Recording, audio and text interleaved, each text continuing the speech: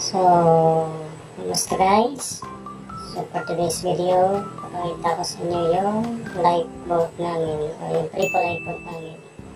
So, dito, makikita nyo yung power source ng aming David. At ito naman yung hydraulic power unit ng David ng aming triple lifeboat. So, ito yung hydraulic line papunta dun sa taas sa may main deck. Ito na nga yung tagos ng mga pipes na yun papunta sa control unit ng David, at yun ang David namin. Kita na rin yung triple lifeboat. So ayan yung kaliwang side, ito yung kanan side ng lifeboat. So makikita rin dyan yung propeller at saka yung rudder ng lifeboat. So umakyat na nga ako at binuksan ko na yung pintuan sa likod para makasingaw yung init sa loob bago tayo pumasok.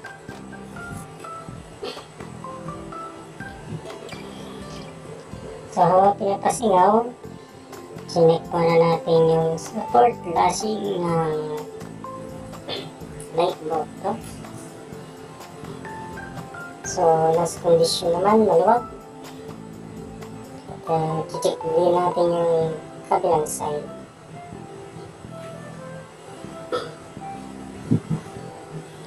So yun na nga, pumasok na tayo sa loob. So nakikita nyo, yan yung mga upuan, sitting arrangement, at may mga number na rin po yan kung sino yung uupo dyan.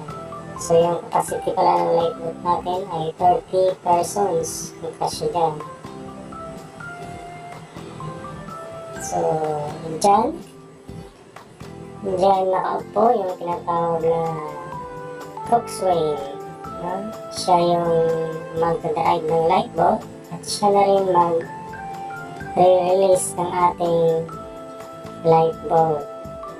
So yung una nakita nyo yung main release, at ito yung emergency release nya, no? So sino yung malapit dyan na nakaupo, siya mag-operate ng emergency release in case na hindi gumana yung main release natin. So doon nakita nyo yung rudder at saka yung emergency tiller. In case makatrouble yung steering natin, emergency tiller po yung ating gagamitin. So meron na rin po dyan instruction, at yan yung mga upuan, may mga pangalan bawat isa yan kung sino yung dapat nakaupo dyan. Yan. Siyempre nakalagay din yung crew list dyan at saka yung list ng equipment dyan sa loob ng ating lifeboat. So itry natin padarin yung motor ng ating lifeboat. So powered to ng diesel engine. Lagay natin yung battery sa on, at circuit niya i-on din at naka-on, and then start. Yan, ganun ang pag-start ng lifeboat, no? So mayroon din dyan glow. Yung glow na yan ginagamit na yung minsan pag preheat or sa malamig na lugar. So may mga gamit niyan sa loob gaya ng searchlight. So tinutest din yan na dapat yung magana yan. Mayroon po rin dyan compass sa harap ng coxswain para malaman niya kung anong bearing na tinatakbo o anong heading. So nandyan na rin yung telegraph, o dyan malalaman nyo abante o atras ng ating lifeboat. Pagka tinulak mo yan, abante, ahead. Tsaka kung hilahin mo yan, yan naman yun ay atras o astern. So dyan naman nakikita mo yung main release natin, ha? So yung magre-release yan, yung coxswain, ha? So normally pa-open yan pagka navigasyon para hindi tayo ma-accidente, no? Naka-open lang yan para walang pressure dyan sa main release na yan.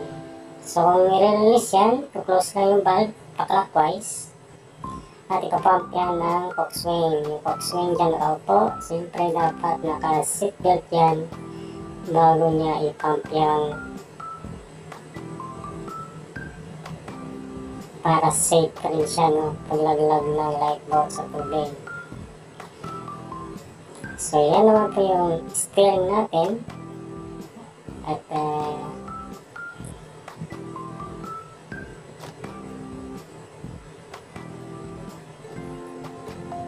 yan na po, yan yung steering natin, steering system. So kable po yan, no, kable lang ang nag-hold dyan papunta doon sa may rudder. So kaya meron tayong emergency failure in case na maputol yung kable na yan. Yung emergency failure yung gagamitin natin. Yung sinot na kamalapit doon, siya yung nag-operate ng emergency failure na yan. So ito naman po yung emergency release, no?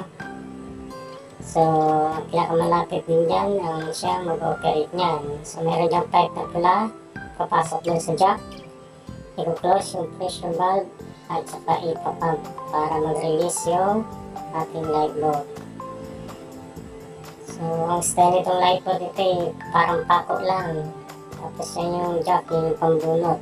So pag nakawala na yung nakatusok doon sa labas, nakaangat, mag-re-release yung ating lifeboat. Kusang mag-re-release yan dahil nga naka-incline yung lifeboat natin na yan. So ito nga yung emergency tiller. Yung gamit yan ay in case na masira yung ating steering, halimbawa naputulan ng kable, yan po ipapasok natin dyan sa rudder post para i-manubra yung lifeboat. So ganoon lang po yung load ng lifeboat natin.